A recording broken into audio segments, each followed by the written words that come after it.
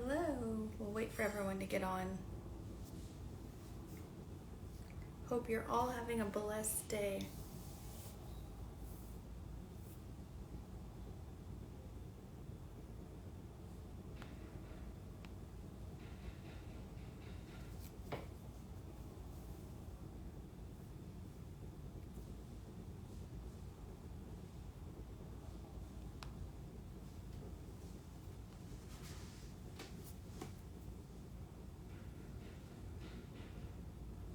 Nothing. We're about to do a live podcast.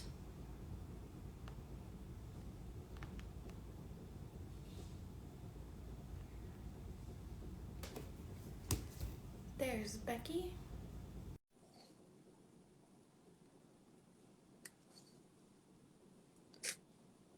She should be popping up on the screen. There she is. Hello. I know it takes forever to get connected. No, it's all delayed. I know. I don't understand why. Okay, she should be getting on any minute. I was just talking to her. Cool. I always hate setup where you're like, you got it all set up and then it moves you. I know, because it bumps you up and you're like, now you see this much of me. Well, yeah, and I'm not on my normal podcast chair. I'm like just chilling in the room. So, whatever. But yeah, hi to everyone who's joining.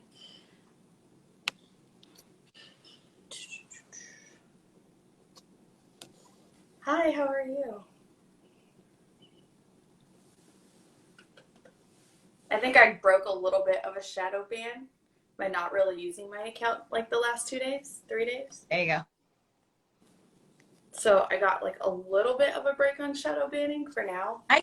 I could do, no, I think I pissed people off. I pissed it off yesterday because I did a jab thing. And so I was good for a little bit. And I think it was like, meh, you're in jail again. She doesn't see my live. Here, let me send it to her directly. Yeah, okay.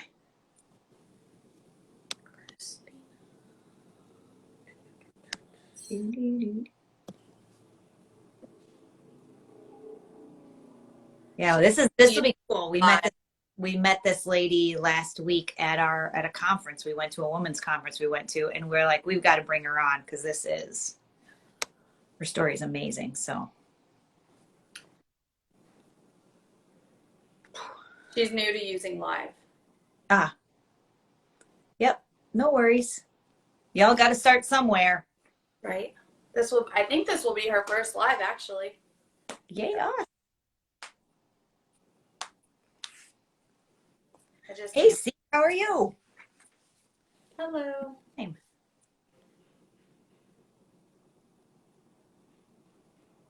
Thank you. We'll make sure it'll be on our wall and then we'll turn it into a podcast as well. But thanks for stopping by. Hope you have a good practice.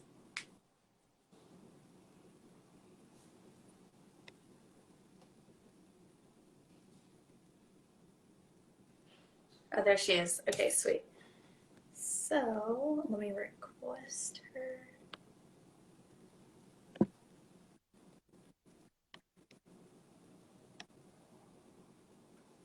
We'll get there. Thanks, guys, for being patient.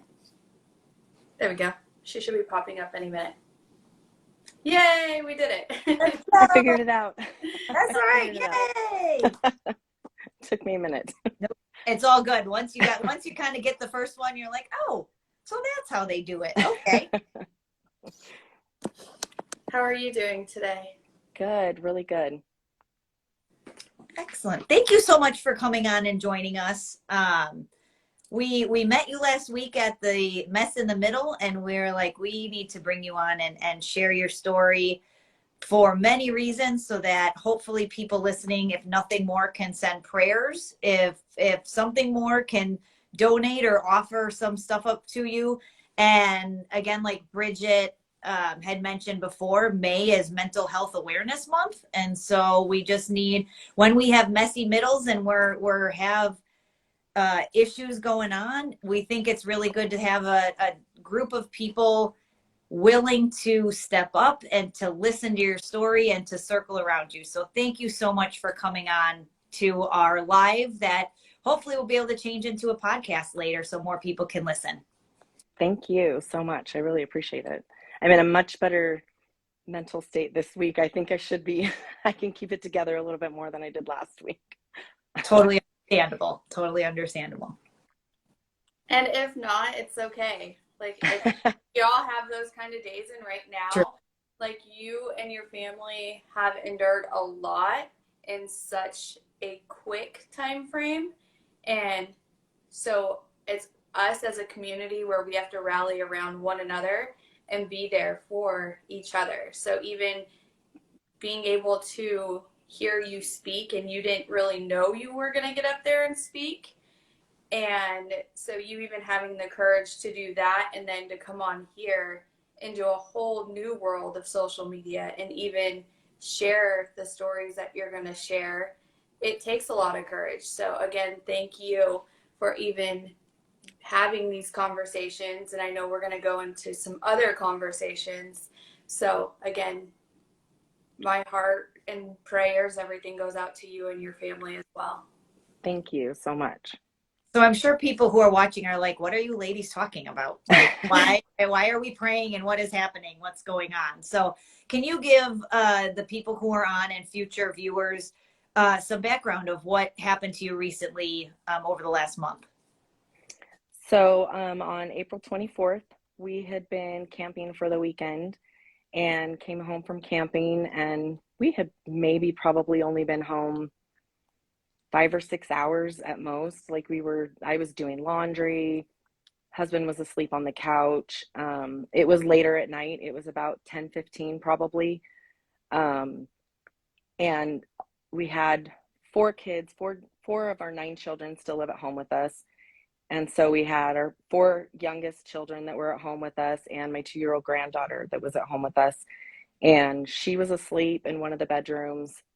I had one boy playing video games in his room. I had another one hanging out in his room, daughter in the kitchen. Everybody's just kind of doing their own thing. And one of my boys came walking down the hallway to go get a drink of water, and the other teenager followed very quickly behind him, yelling that his room was on fire, my other son's room. And I have 6 boys. Like, I thought, what did these boys do now? I thought I was going to run down the hallway and grab a glass of water on the way from the bathroom and go fix whatever dumb thing the boys had done, honestly. What garbage did you light on fire? Yes. Yeah. What did you do? What are you, like, what? It's always something with boys. And so, but by the time I rounded the corner to the hallway where all of the bedrooms are, you couldn't see down the hallway. The whole entire hallway was filled with black smoke. So it's like a really long hallway, and then their 2 bedrooms are at the back. Couldn't even see those rooms. And I mean, it unfolded so fast. It all went down in a matter of probably 15, 20 seconds from the time that my son yelled, his room is on fire.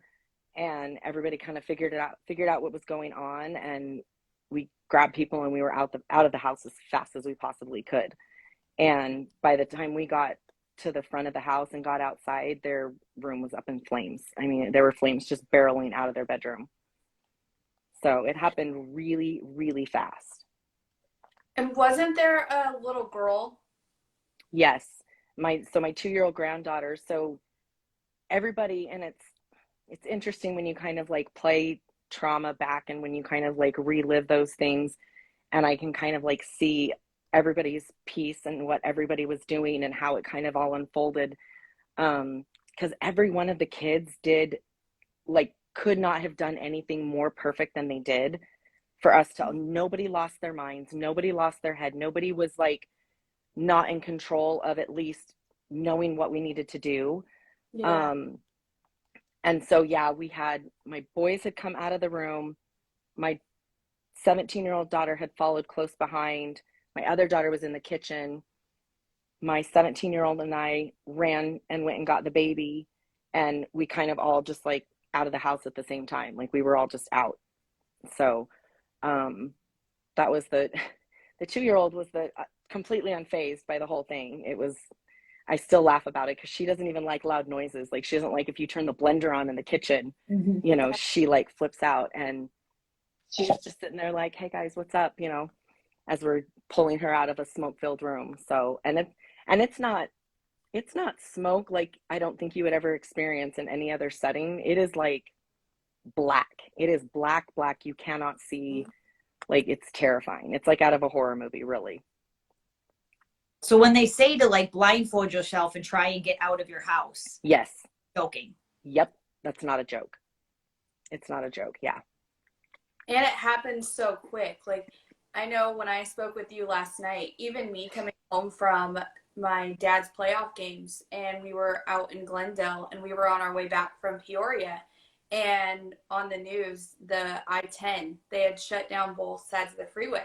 So it just gave me deja vu of the week before, when we literally just had this conversation with you about safety, exit plans. What would you do in that situation? And having, not only educating ourselves, but our kids, and having that kind of plan. So last night, it was in my mom's car. She was driving, and it was me, my daughter, and her. But in front of us was my dad, his whole softball team, and then behind us was all the softball family. So we were all within 5 minutes of each other on the road. And I think it was our car and the team mom. We were the last two behind. And so we're driving up to the light, and we just see the I-10 and the flame going over, and all you see is that black smoke and the flames on the freeway, and you see cars going through the flames. Oh my gosh. So we're freaking out because we have to get on the freeway. Oh my goodness. We're like, we're not getting on this freeway. We're not driving through it. So then you start to see people like they can't back up, and the freeways, like, cars are debating, like, what do we do? Do we go through it? But then if you go back, you can't go backwards because of the traffic. So the only thing is to go through it and pray you make it through. And so it was the scariest thing, because then below, people are freaking out, and you have the ambulance trying to get in. You have police coming from every direction, and it happens so quick.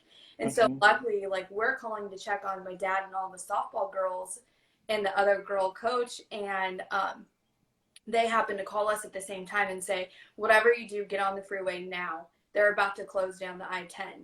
And so we weren't, like, we were literally stuck in the middle, debating which way to go. And next thing you know, like, the flames are right here, and it's like coming. I was like, Bridget, roll up my window. That could explode. Like, you don't know what's right there. I'm like, she's like, screw the picture. I'm like, well, don't mind on the freeway. On the freeway. Yeah. So I'm on the speaker making sure everybody else is okay.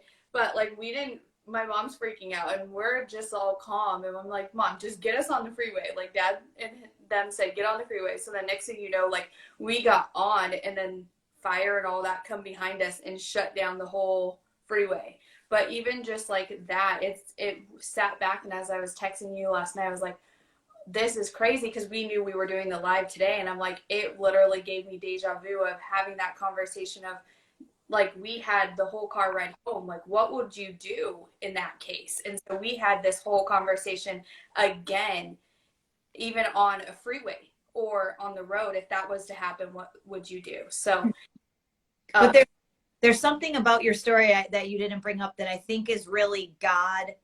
The whole thing is God down, but your dad, which your mom normally yells at him, ran a red light. No.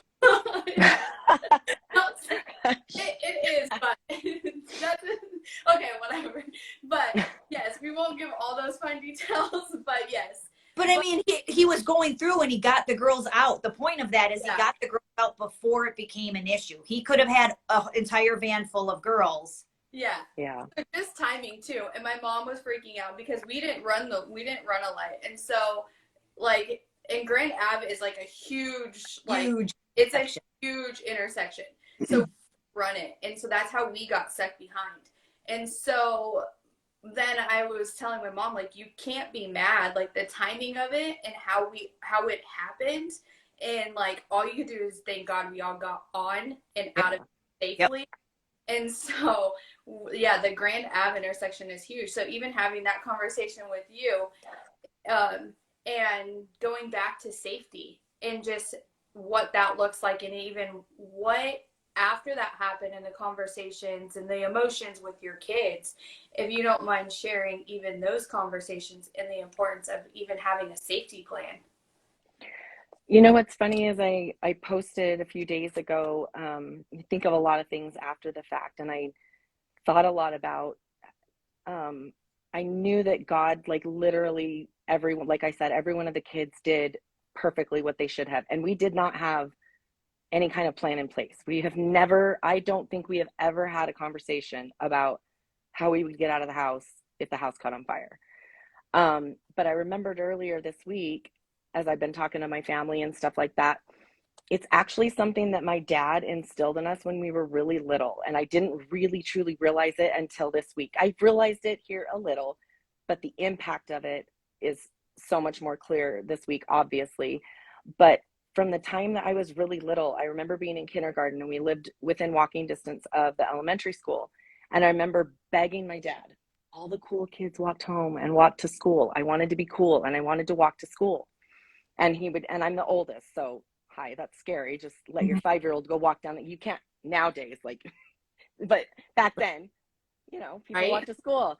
And so, and he would tell me, okay, well, I'll walk with you and your sister.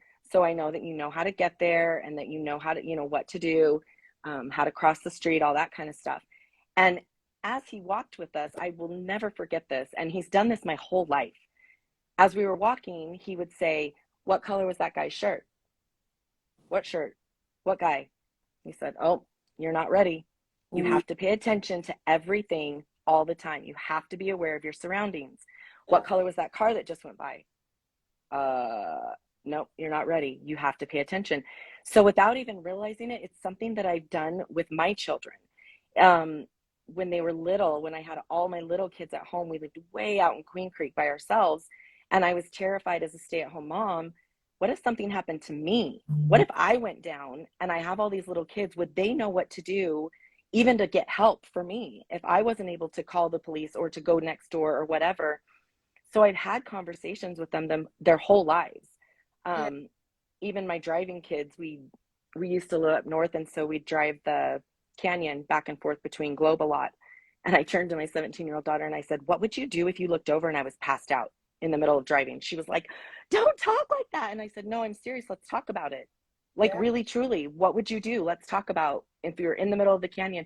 And so it's just something we've talked about. And it's something we've had other traumatic things happen. And I think because my dad raised me that way, in the moment, I'm really good at being able to keep as calm as possible and know, like, I need to do number 1, number 2, number 3, number 4, and then we can freak out about it later. So even not having a specific plan, because it's something that we have just always talked about and we've always discussed different what if this or what if that, or, you know, those types of scenarios, that they all just kept it together. They all just knew, get out of the house. Like, that is the only thing that matters. We just have got to get out of the house. Mm-hmm. I love, oh, sorry. I love the idea because, like, for my boys, their face is usually down in their phone or down looking at something or not paying Yeah. attention. And so, even to ask them those questions, that's fantastic to be like, hey, what color was that car? Oh, I wasn't even looking. Mm-hmm. What if it hit you? Especially now. Yeah, especially now with our phones. We didn't have that back then. And especially like Right. as adults, we're the same way. I walk through the grocery store, you know, and multitask. Yeah. Right. Yeah. Yeah, for the grocery store, it's important too. Like, that's one thing that I often do with my daughter because she thinks that she could just go wander off. And I'm like, no, especially at that point during COVID and everything when they were snatching kids from Costco and the malls and everything. And so I'm like, no, like, you have to be aware of your surroundings. So we have those conversations, and we've actually had it where our grocery store, we've been followed.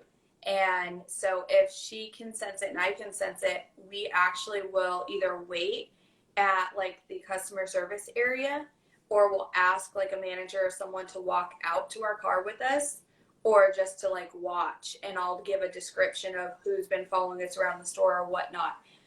Just because I know, like, even being single mom and female, like, they Yeah. often target and look for that, and most people often think I'm my kid's sister anyways, so they're always like, we always get followed. And so like I've taught her, even at the grocery store, wherever we're at, she can't just wander, that it's not the world. We don't live in the world that many people think we do, and you have to know an exit plan in all situations.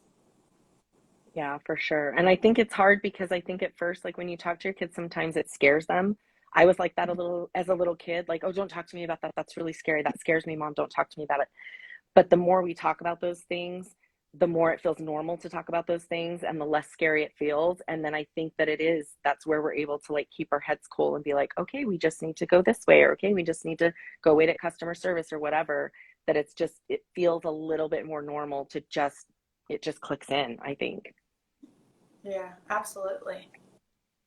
And then if we can go into even this, whatever you're comfortable sharing as far as when it comes to insurance. And Mm-hmm. even I thought that was eye-opening of you even saying as far as the mortgage and you even having the coverage, but the timing of all of that. So we can just share that aspect of the insurance and still having to pay the mortgage. Yeah, for sure. And it's first, whatever insurance you have, call and like double it or like get more. Because I remember the conversation with my agent, even with her giving me the numbers of like personal belongings, for example. And I remember her telling me, okay, if we do this one, this is what the limits are for personal belongings and stuff. And I was like, oh, yeah, that's more than enough. Like, I don't own real jewelry outside of like a necklace and my wedding ring. You know, I don't own a lot of jewelry. We don't own art. Like, we don't own expensive things. And I was like, oh, yeah, like we don't own expensive stuff. That's totally fine. It probably is quadruple what you think it is. And that is being honest, because Wow. just because you just don't think like, even, I mean, truly, all of us left with a shirt and pants on, and that was it. We did not have shoes. We did not have anything. We literally, that was all we had on. And when you think about whether you're one person, four people, five, however many people you are, to go and get socks and underwear and even two changes of clothes, everything you use in the most simplest way every single day, that adds up faster than you can even imagine. Like, it's unreal how much money it was just the first 2 days, just so that we had fresh clothes to sleep in and toothbrush and toothpaste and stuff like that. Like, it was just crazy. And then as we've gone through the process of starting to look at everything that was in the house, and even though only half of the house burns, like probably the whole house is going to be bulldozed, honestly. The way that the fire spread and the smoke damage is what you can't get it out. Like, things are just ruined. And so when you start going through not even the big things, but even just my poor 17-year-old daughter that's had worked for a year and a half and has worked really hard and has all these beautiful clothes and stuff. And I'm flipping through her burned up closet going, oh my gosh, like her room alone, just in her clothing and the stuff that she's worked to like decorate her room with, is thousands and thousands and thousands of dollars. I mean, truly. And it's not, and even then, we're talking mall clothes. We're not talking like, super expensive stuff, but it adds up so fast. So whatever you think you need to cover yourself for belongings, to rebuild, double or triple that. The rebuild process is really interesting, and the replacing your belongings is really interesting, and something that I've learned that I still can't understand why it's like this, but they depreciate everything that you have.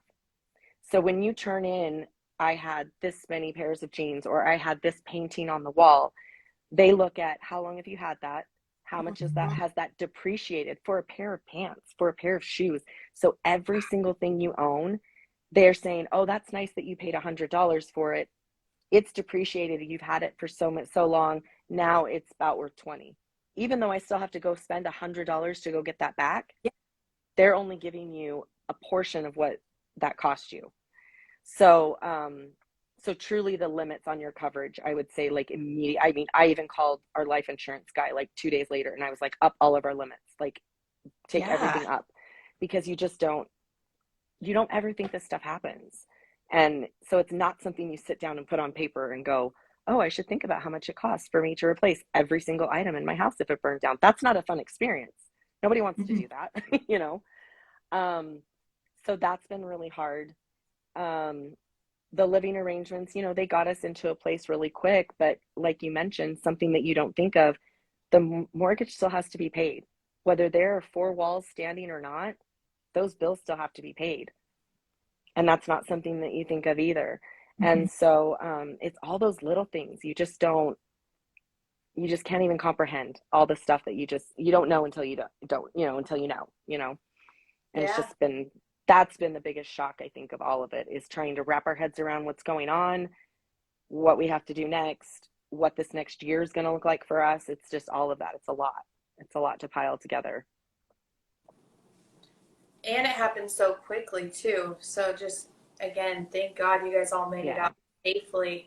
But I know too, even depending on your coverage, like I know I think when I was in high school, when we had water damage at our house, I had to go through a similar situation when my clothes and everything got ruined, and they didn't want to just replace it at first. It was, let's attempt to they'd like sent it to the dry cleaner and then try to like get like the water damage and like smell out of the clothes and all that. And I was just like, at this point, like, it's not even worth the whole process.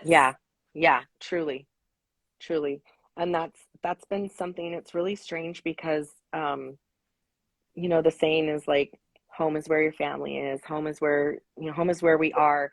That has never resonated so deep with me until this week, because this week, at the beginning of the week, I had to go back and start that process of looking at our items and really digging through just the piles of burnt everything.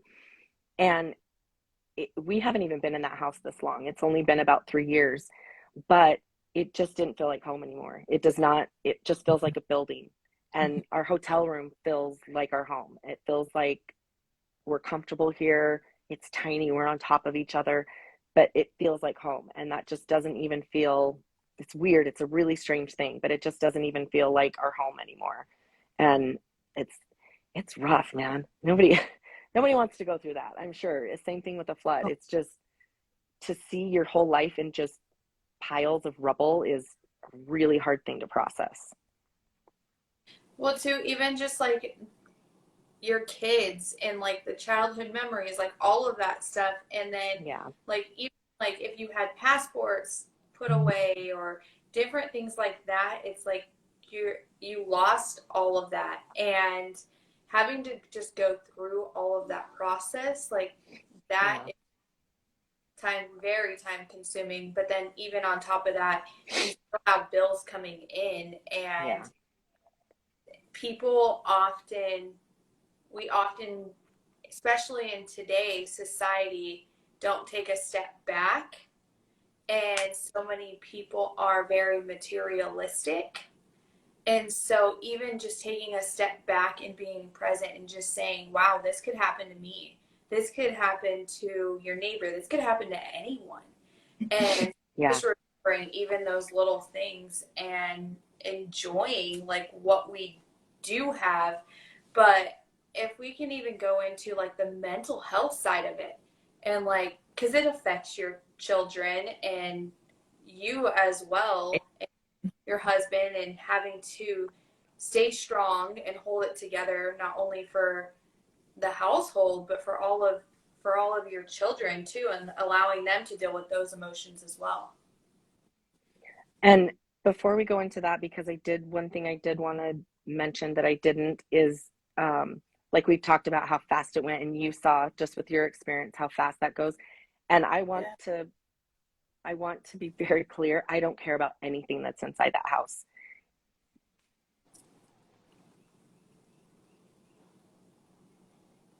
Sorry. I thought I was going to get through it. Don't apologize. Take your time. There is not one single thing in that pile that I care at all about today, truly. And I really mean that. When I say how fast it went, my son, even a couple of days later, he was at a doctor's office and there was a video on, and it was some people teaching people how to get out of a house. And it was showing them how to grab things and how to store things and stuff. And I said, that is such a lie. My mom shared a term with me. It's called normalcy bias.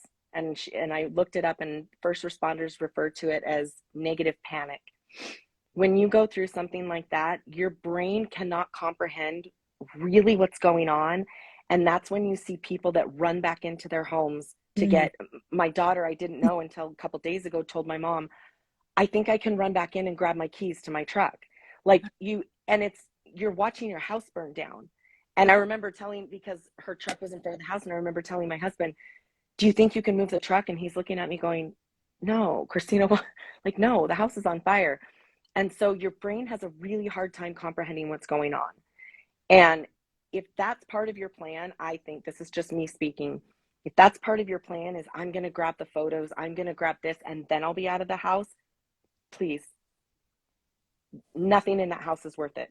Absolutely nothing. And if any of us would have done anything different, if anybody would have run back into that house, this would not have gone the way that it did. I promise you that. It is truly to get out of the house. So my recommendation, though, for very special things, we all have special things. Luckily, because we've moved a lot, and we didn't have this house set up exactly complete yet, I'm lucky enough that all of our journals, photo albums, photos, they were in another part of the property, in a shed, like in storage on our property. So I would recommend, having very special things that you could not replace, keeping them someplace else. We had a fireproof safe that we did have important documents in, birth certificate, stuff like that. So those are great things. Don't think you're going to grab them and run out the door. No, it's after. Yes. But after we at least, walked away with some of the special things because of how we had them stored or where they were stored. But the mental health side. So just touching just a little bit on our backstory, because it's not very often that you go through things in your life that immediately you're able to see God's hand in things. Sometimes it takes a while. Sometimes it's years later that you can look back on.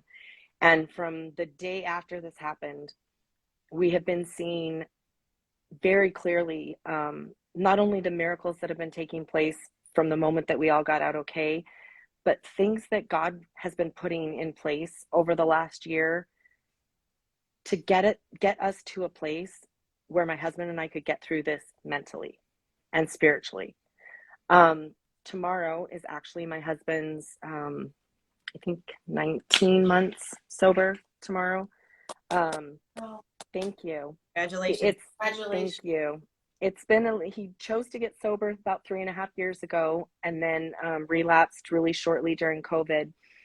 And after his last relapse 19 months ago, the first part of his sobriety was really, really hard for him. He had been an alcoholic or an addict of some sort since he was a teenager, through trauma that he suffered in his life, and that's what he turned to. Yeah. And the first part of his sobriety was not enjoyable. Well, I don't think it's enjoyable for anybody, but it was really hard. There was almost like an anger that came with it. There was almost I'm so mad that we have to live like this. I'm so mad we can't go out like other people do and like normal people do and just go have a drink of wine with dinner and have it be okay. But after his last relapse, he truly just gave it all over to God. And we both have grown up with God in our lives. We were both blessed enough to be raised by parents that taught us about God, that we've always had that in our lives. And so it's kind of a natural thing to go back to that. But he truly embraced just giving everything in his life over to God. And last year, and even just in the past, even 6 months ago, we have been very intentional about rebuilding our relationship, intentional about having God back in our home and back in our family and in our children's lives. And now to go through all of this, and the night my husband and I laid our heads down after our house burnt down, and I just looked at him and said, is this real life? Like, is this really what's happening right now? And I just turned to him and I just sobbed and I said, thank you so much for being sober. And I think there's a difference between being sober and living sober. And he is living sober and he is proud of it. And he loves God with all of his heart.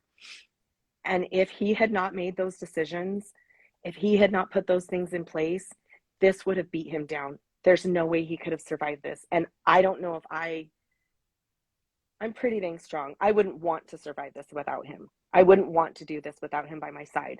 And because he was so intentional about that, and because we have worked so hard on our relationship, and even just very recently have finally come to a place where we are so good again and it feels good to be us again, it has put us into a place where we could just look at each other and go, all right, we got this. It's okay. Like, we got this, whatever. All of our stuff's gone, whatever.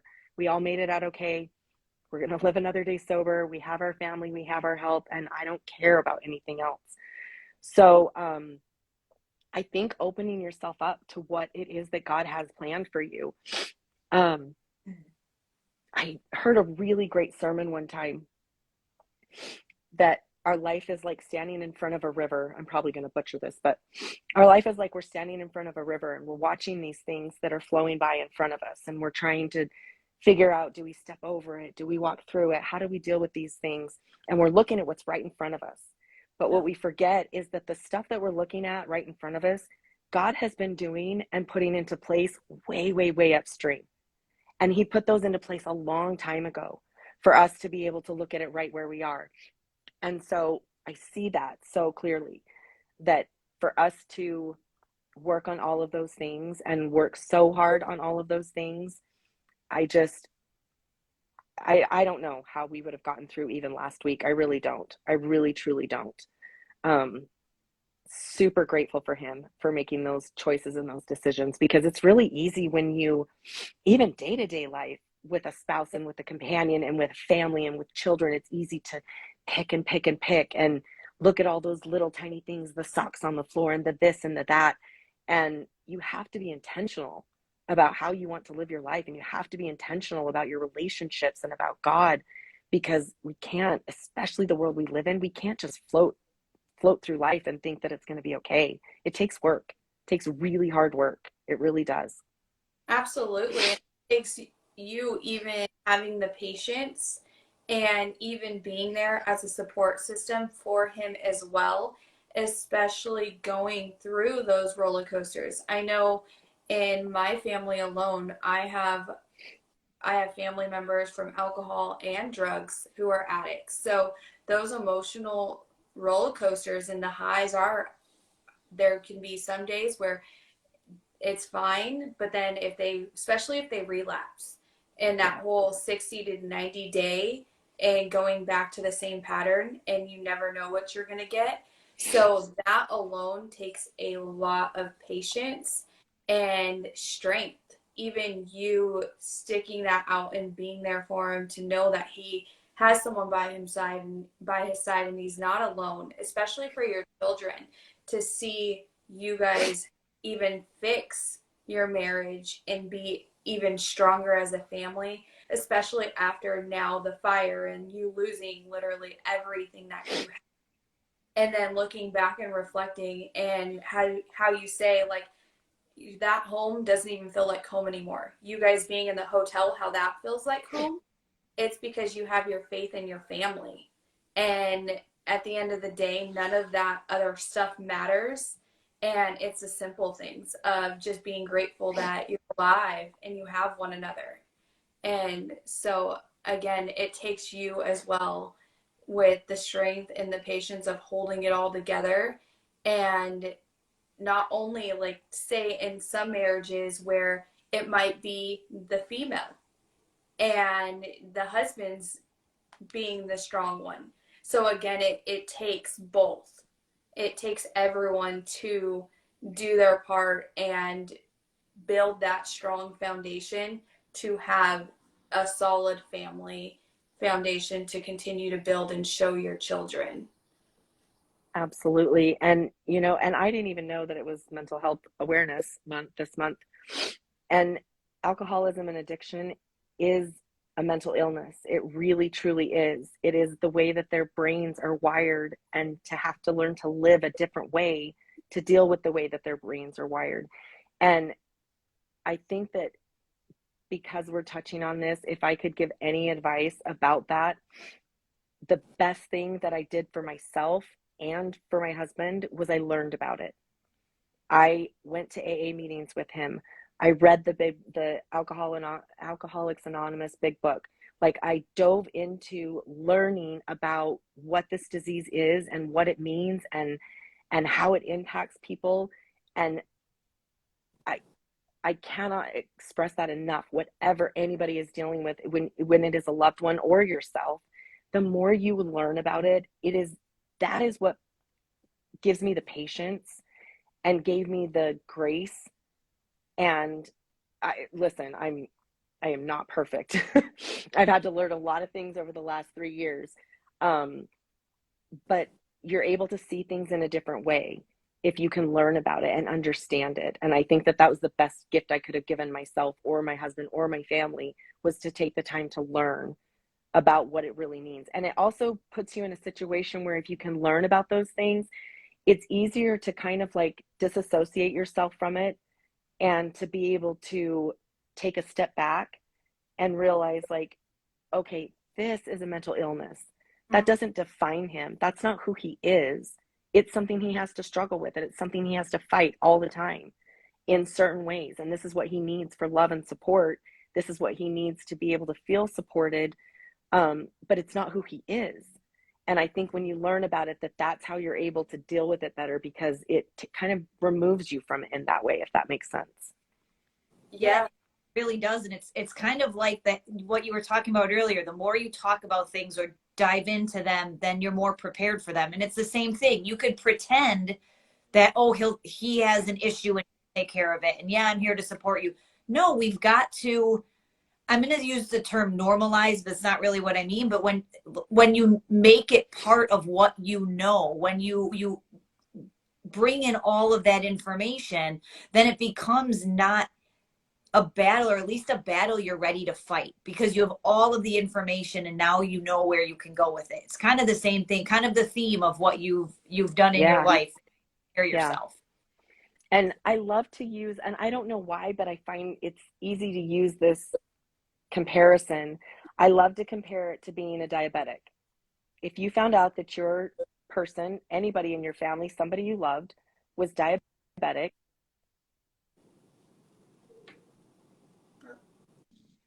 good luck with that. Hope that goes well. Wait, Sorry. can we have you repeat that part? Wow. Okay. Yeah, Nope, sorry. you're good. I knew somebody was going to call. If they're diabetic. If they're diabetic, as somebody who loves them, isn't it the natural reaction? Let's say you'd never heard of what diabetes was ever. Isn't it a natural reaction for someone you love to be like, wait, what is that? I need to understand what's going on. I need to know what's happening with you. Please, like, let me find out about this. Oh, how can I help you? What do I need to do? Would I keep chocolate in the house? Would I keep, you know what I mean? You immediately go into, how would I help you? How do I help change your diet? How do I help change our living, how we live day to day, to be able to help you in the best way possible? It should not be any different for any mental illness at all. You find out about it, you figure it out. How do we do this together? What do we need to do? Instead of, and that's what I mean, is that, and that learning, I think, is really where you're really able to take that step back and realize it's not a problem with the person. It's not, you know what I mean? Yep.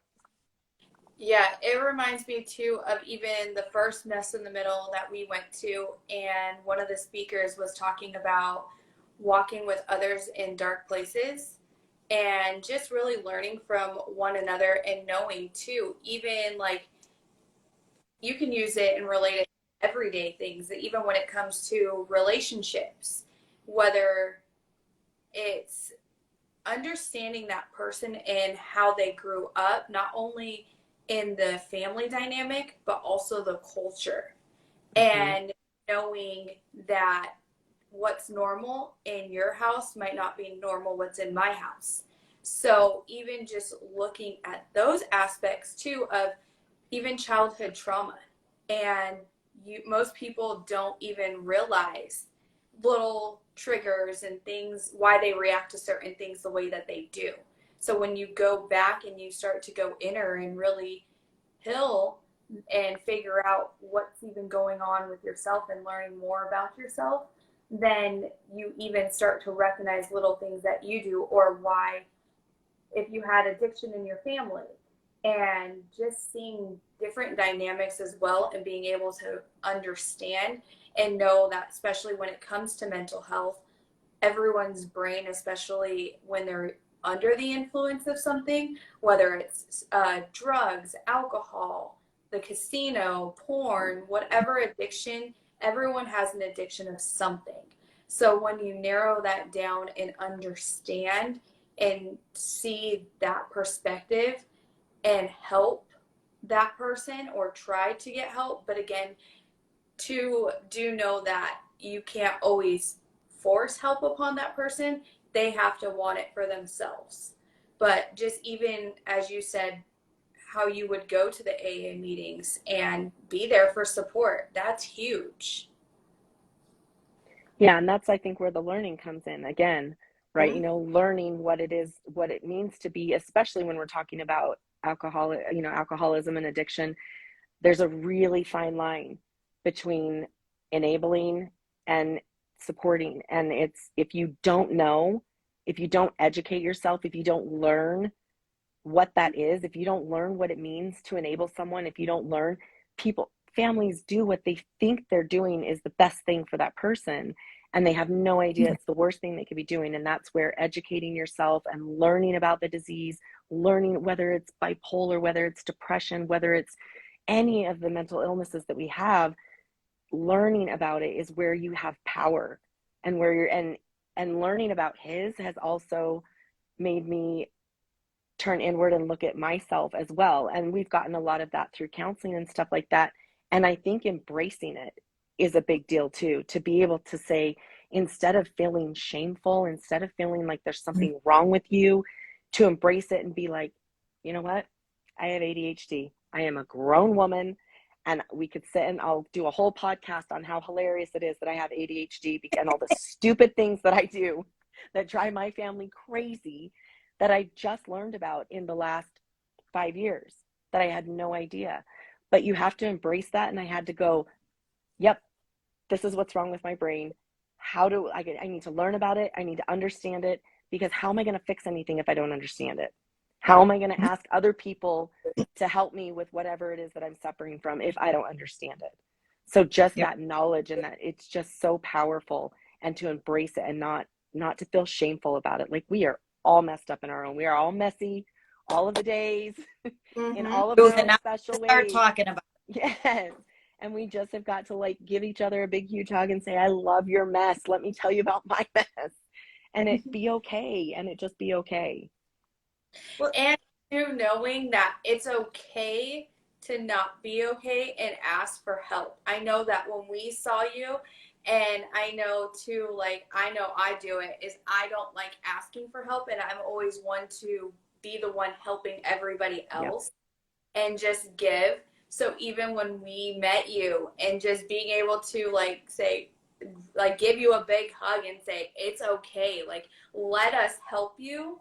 And because even as a mom, I couldn't imagine like not knowing, like, one, not only losing my house, but then now you have to worry about not only the mortgage, but now you have your hotel, and you just lost your house. You have no clothes for you or your kids. Even the day of the event, you had to go get it. She went and took you to go get it out. And I know it's hard for you to even accept that, but just knowing too, in those moments, it's okay to say I'm not okay and accept the help, especially when there's children involved too. And that's one thing where you were like, I have children, and that's okay. Us as a community should be able to rally around one another and be there to help one another. Absolutely. And I don't know if I said this that night. I don't really remember I don't a blame you. lot. I don't remember a lot of the things that I said that night, but I've kind of been like eating my own words because I had a niece that was going through a really terrible divorce. And I remember, and as I rallied and said, this is what we're going to do, and we did it, this, what do you need? Let's get it done. I've got you, whatever. And I remember her crying to me, I don't like this. I don't want people to give me stuff. I don't want people to help me out. I can do this. I'm a big, strong girl. I can do it by myself. And I said, don't you dare do that. Don't you dare take away my opportunity to be able to give and my opportunity to be able to serve you and your family. Don't take that away from me. And now here I am going, oh, I kind of wish I wouldn't have said that, because I keep hearing that in my head. And because that has been honestly out, like, that's even worse than losing my stuff. Like, that has been the hardest part for me for this, is to, one, say, yeah, this is going to be really rough. I might need some help. And then to be able, there's guilt that comes with it. And something that Tanya like really has emphasized over this last year of losing her husband, that I hear in my heart every single day, that it's okay to hold joy and grief in your heart at the same time, because there's a lot of guilt that comes with it. I don't want people to give me stuff. I don't want anything from anybody else. I can do it myself. And so you feel guilty. But at the same time, my heart bursts wide open for the generosity and the kindness of people that have never met me, people that had known nothing about me. And it's this weird inner struggle that I have, but I just decided and just keep telling myself, I'm just going to get through this, and I'm going to let people, I'm not going to take away people's opportunities, but so I can hurry and get through it, and then be back to being on the other side of it and give even more, and in more ways than I can ever even imagine on the flip side of this. Something my mom, I shared this with my daughter-in-law today. I have the best mom coming up on Mother's Day. I have the best mom. And when my first marriage was ending, we were sitting in a parking lot late at night, and I was sobbing. I have 8 babies. My marriage is falling apart. This was my first husband. I'm with my second husband now. But, and I remember looking at her and saying, I just don't get it. Like, I've done everything right. I was the girl that followed the rules, and I, like, all of these things, like, how did I get here? What is going, like, how is this happening to me? And the best advice anybody's ever given me in my whole life, she said, I think sometimes we go through things just so we can be there for somebody else down the road. So that way someday when someone else is going through something, you can grab them and hold them and say, oh my gosh, I totally understand. I totally get it. And that has resonated with me for the last 11 years. And I think that that's true. And I think the more we talk about these things, and the more we hold and hug each other and share all the messy, messy stuff that we go through, like even this week, to talk to a friend of mine that had been through a fire, there's something that gets lifted from you when you talk to somebody that has been and walked in your shoes and knows what you're going through, whether you've met them, whether they know you, or any of those things. There's just like, there's just a power that comes with that. And there's like a weight that is lifted when you know, oh my gosh, she totally gets me. She really knows. She really knows what I'm going through. And it's really powerful. It's so wonderful. So that gave me chills, because I actually have a tattoo on my arm. That's a mountain. You can't really see, it's upside down. It's a mountain, and the story is, the quote is, maybe you've been given your mountain to show others it can be moved. And so when I got it, I had brand new diagnosis with, that just gave me chills, and all that stuff, and I was like, that's it. That is my quote. Like, this is happening, so somewhere down the line, I can tell somebody how to help themselves, or I can do this stuff. God gives you those mountains. Who knows how you're going to move them, but someday you're going to at least walk over them. And then someone else, you can go be at the top, and you can reach down and help somebody. So I love, that's absolutely the truth, that there's things you go through so that when you get on the other side of them, someone can say, how do I get through this? Because the people helping you move that mountain that you don't know that's how you're going to move are the people that have already been over on the other side of it going, I got you, girl. I Amen. got you, you know? And I think that's why we have to talk about our messy Yeah. minutes. Because if we keep them hidden, if we keep, I'm strong enough, I'm good enough, I can do it myself, we never get to meet the people who can help us over the top. And how much we learn from each other along the way. I don't have it all figured out. You know what I mean? And how much we learn and pull from each other when we talk about, oh, wait, you're right. That would have been a really great thing. I'm going to use that next time, or, you know, whatever it is, like how much stronger we become by sharing all of that and using that and helping each other out. It's incredible. It really is. Yeah, we often talk about too the power of one and just the ripple effect of telling one person who then tells one, two, three more people, and it just goes down the line. So even just knowing that if you touch one person and sharing your story, no matter what it is, everyone is going through something. So Yeah. make it normal to share those messy middles. No one's perfect. We all don't have it together. We all don't know, especially when it comes to life and parenting. That right now, the way of the world, it's up and Lost its mind. Yeah. Yeah, for so sure. just being able to hold space for one another in those messy middles is important to let everyone know that they're not alone and showing empathy. So if you can, if there's one thing you can say to everyone listening that God has put on your heart, what would that message be?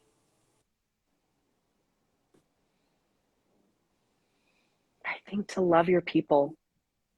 I think to work on those relationships in your life and realize how important the people in your life are, and to mend those fences and to realize the things that seemed like they were important 3 weeks ago are so insignificant today. And I think that truly just loving your village, loving the people that are around you that help you, whether it's they're praying for you, whether you don't see them. I mean, the people that have reached out to me that I have not talked to in a decade, that have messaged me, like it's just unbelievable. And so I think just to love the people in your life and to fix those relationships and put the work into that and let God heal and mend those relationships, because that is all we have. There is no, what's the saying? There's no U-Haul truck hooked up to the hearse taking our stuff with us. That is all we've got is our people. And we need to love our people and support each other. And just that would absolutely be it, is just to put the effort and the work into those relationships. I love that. Thank you. And for those listening who want to give to your family, who want to, whether it's donate clothing or give somehow to your Venmo, if you're comfortable with it, we will share it with your permission. But for anyone who wants to reach out or DM you, whatever you're comfortable sharing, whether it's a social media account or Venmo or an email address, how can those listening who want to help and contribute to your family, can they do? Probably because I don't know any of my names off of social media off the top of my head. I mean, you could find me on Facebook. I think it's Kristina M. Farr on Facebook. I don't even know. But I probably my email address then, I guess, which is kfarr2015@gmail would just probably be the easiest. I don't know any of that stuff off the top of my head. It's okay. We'll link it. Okay. We'll link it in the show notes and on the tag on the caption. Okay. Is there anything, because we want to be able to save this and turn it into a podcast, is there anything else on your heart that you want to share, even Becky too, before we wrap up? Go get your insurance. Go get your insurance. Go up your insurance. Get your life insurance, auto insurance, homeowners insurance, renters insurance. Go get all the insurances, all of them. Up them, raise your limits. A lot of people don't know that it is so inexpensive on your monthly payment to decrease your deductible. So to take it down from like a $2,000 deductible to like $100 is literally sometimes only a few dollars a month. So take your deductibles down, increase your limits, do all of the insurance things. Yeah, because again, you never know. And it isn't until you need it that you're glad that you got it. Same thing. I Yeah. mean, I imagine not everybody's been in a fire, but I imagine many people have been in a car accident and Yeah. you're glad, or someone's hit your car or something's happened, and you're glad that you don't have to pay the $5,000. Yeah, the $5,000 that it would cost. You only have to pay the $200 deductible or whatever. And so, and life insurance, to not leave either your family or others Yes. with money to take care of you. And if you're not sure about any of that, there are financial people all over the place that can help you and get all of that stuff settled and figured out. So it's really, really important, which is why, again, we are so blessed that you came on and spoke with us and the folks who will hear this, because like you said, you never know if it will touch one person or multiple Yeah. people who will be able to, that will go tomorrow and up all their stuff and in a month from now have needed it. So Yep. we pray that that is what people will do and will really be able to do. But thank you so much, and God bless you and your family, and Thank you. definitely keep in touch. We'll make sure to bring you back on as things start to progress, to let our listeners know. Okay. Thank you, ladies, so much. Truly, really. Thank you for joining our podcast. Again, we'll make sure to link everything in the show notes. But if you can, for everyone who's still on here, thank you for staying on and listening. If you can close your eyes and just sit back and take a moment and think about what you're grateful for, and just really think about your friends, your family, all of your loved ones, and just even being alive, having food, having a roof over your head, having water, everything that we have in basic necessities. Right now, the world is hurting and we have so many people who don't have that. So if you're in a position to help someone, to use your platform, share stories, make an impact, use your social media. If you can help someone financially, please continue to do so. Even just listening, as we often talk about, is just holding space and listening for one another. So if you just take that moment and really just sit back and don't take life for granted, and be thankful and grateful for everything that we have. Amen. Amen. I'm going to finish with close. It's Mental Health Awareness Month, but that should be every day. Be mindful that everyone has a story and battling something. You're not alone. Mental health matters. Pick up the phone and check on your loved ones. Just let them know that you love them. Life's precious. We can be here today and gone tomorrow. Never take the simple things in life for granted. Please remember, if you're not sharing a story or using your platform to create an impact, question and take a step back and think, what are you doing with social media? Everyone has a platform. Use it. Use it to be a force for good.